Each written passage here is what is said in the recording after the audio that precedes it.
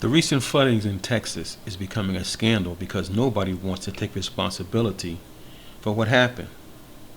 Just like what happened in Uvalde when they had the school shooting. Nobody wanted to take responsibility. Everybody kept passing the buck. Oh, it wasn't my fault. It was this person's fault. It was that person's fault. They should have did this. They should have did that.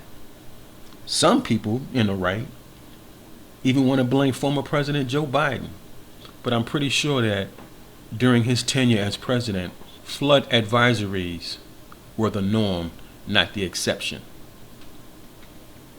And they're all afraid to blame the federal government's response.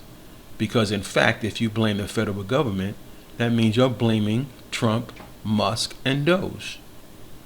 And we can't have that now, can we? We can't blame the dear leader for anything. So I say consider this. You got a car.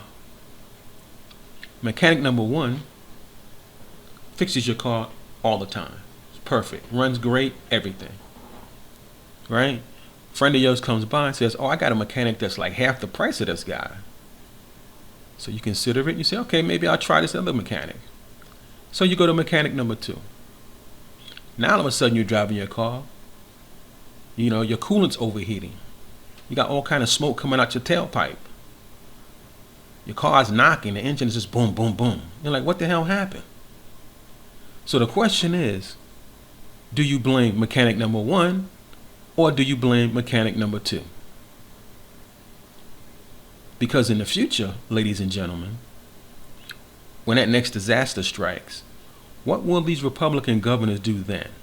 Not now, when they're all sitting there afraid to say anything to Trump because they don't want him to say something bad to them. They don't want him to be mean to them.